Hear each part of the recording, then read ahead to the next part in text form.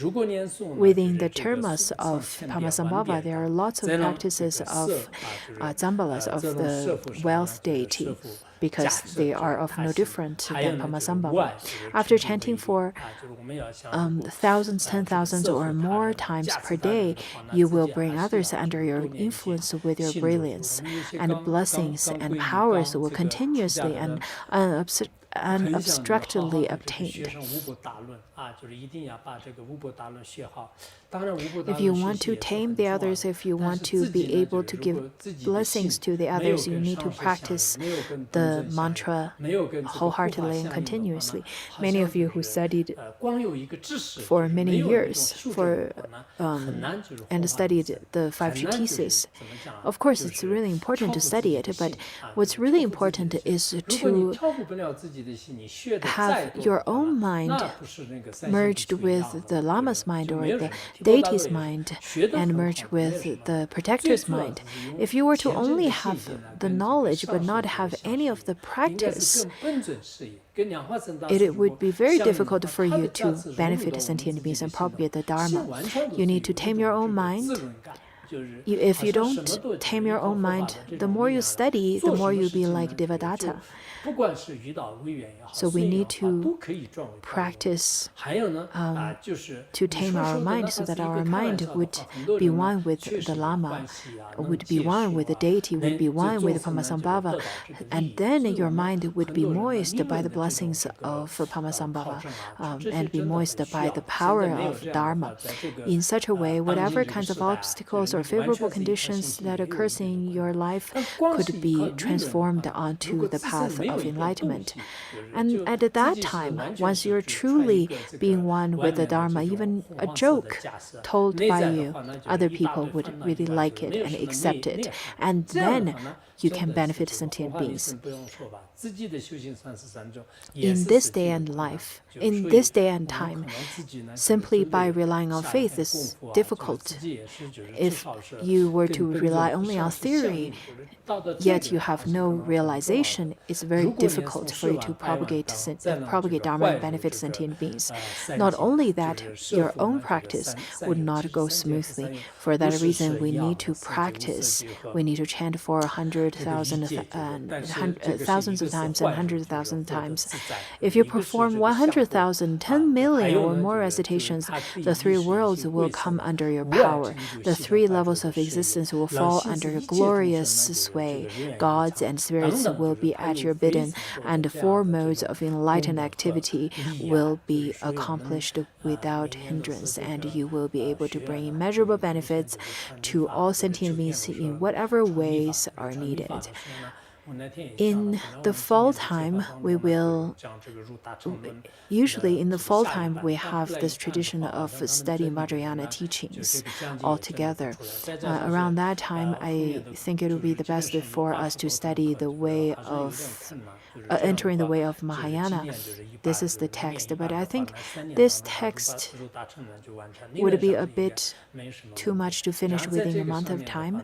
For that reason, we will study half of it, and then maybe the next year another half of it. I think it would be good. And we have some extra time to study the mantra of Padmasambhava and the qualities of Padmasambhava and the supplications and so on. In this time, I think it would be the best preparation for us to engage in retreat, because the retreat is really important. During retreat time, I think some Khenpos and Khenpos and some people tend to roam about outside. They would travel around or go to different teachers. This is quite a pity, because the opportunities as such to engage in group retreats practice is quite rare.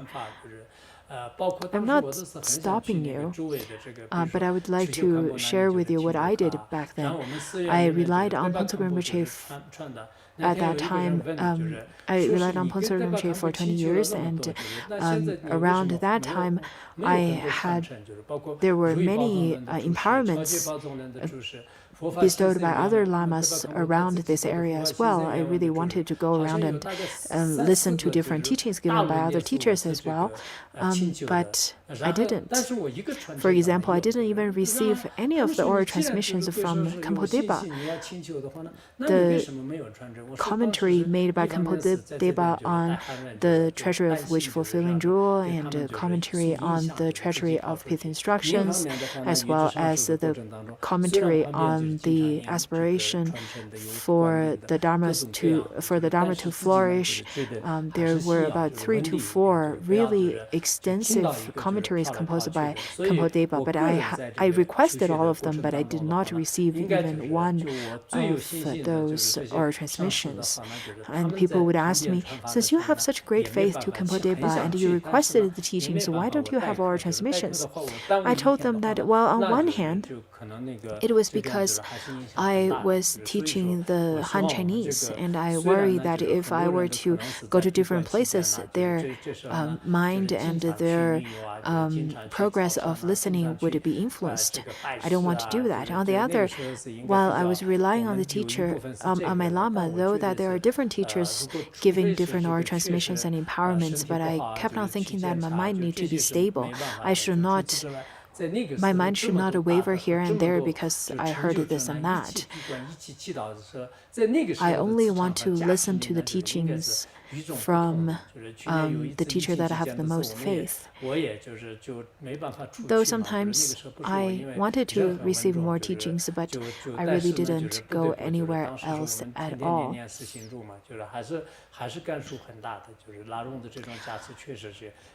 There was a period of time when my health was not good, and we were practicing together in retreat and supplicated and practiced supplication. I really feel that the energy and the power of blessings are different. That is why I really hope that we can chant more of this practice, or this practice more together. To continue, over here, Padmasambhava says that if you can do 30 million, 70 million, or more recitations, you will never be separated from Buddhas of the 3 times, nor never apart from me. The 8 classes of gods and spirits will obey your orders, praise your words, and accomplish whatever task you entrust them.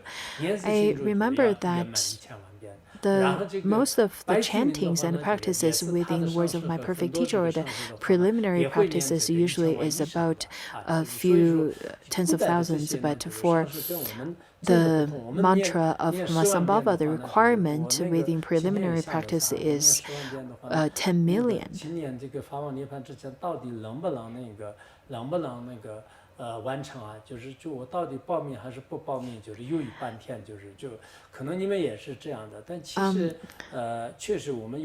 This time, since we requested all of you to practice the Padmasambhava mantra, I contemplated and I was thinking to myself if I should also make the aspiration to finish chanting 100,000 times.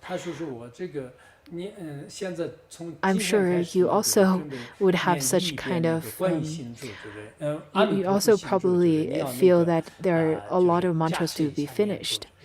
Indeed, when it comes to practicing virtuous deeds, our powers are rather quite weak. When I was translating the first volume of the wish-fulfilling treasury, Lama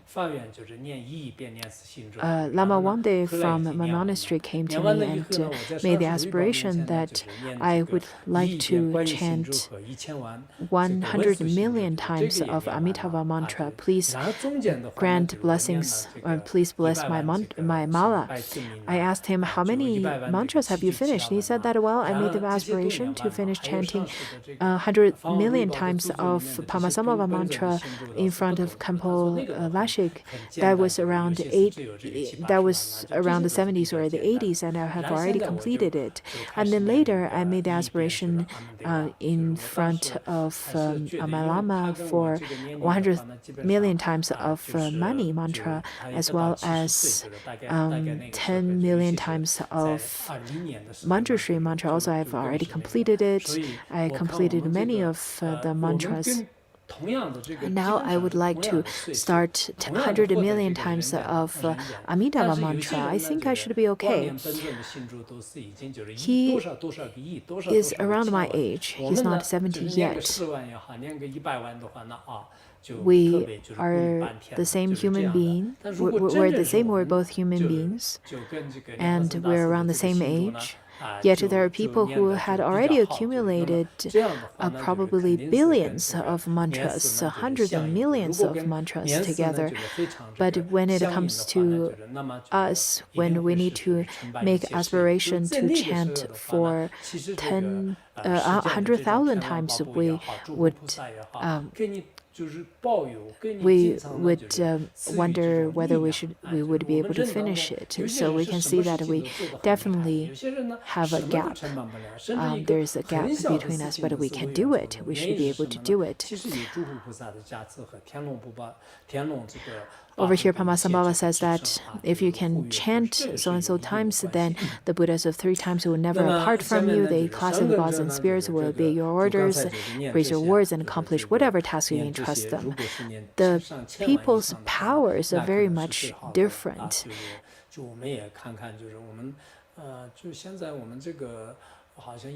There are people who can accomplish whatever they wish for, and there are people who can't even accomplish a little bit. And the difference is between whether we have blessings and we have the 8 classes and the God spirits that is our orders.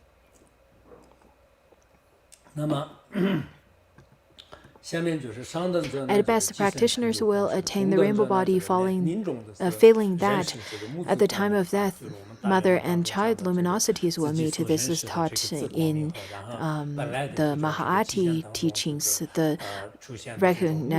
recognized self-luminosity will merge with the mother luminosity. At that moment, one will right away attain liberation, when the mother and child luminosity will meet. And at the very least, they will see me in the bardo, and all their perceptions that have been having been liberated into their essential nature, they will be reborn in Ngaya Bling and accomplish immeasurable benefits for sentient beings.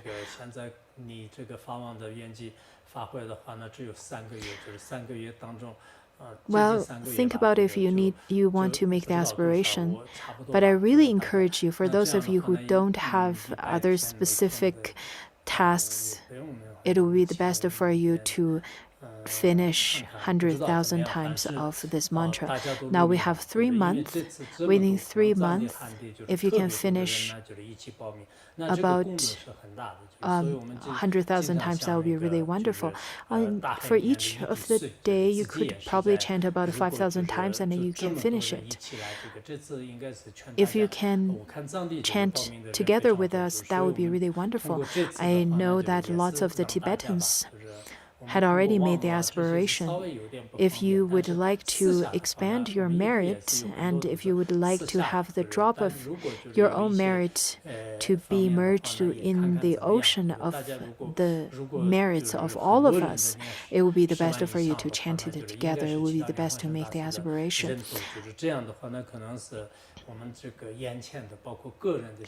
Now, that if you can chant for over 100,000 times, because many people this time would supplicate to Padmasambhava, then lots of the catastrophes and even obstacles that is right before our eyes would be reverted, would be changed. I really want to talk a little more of it.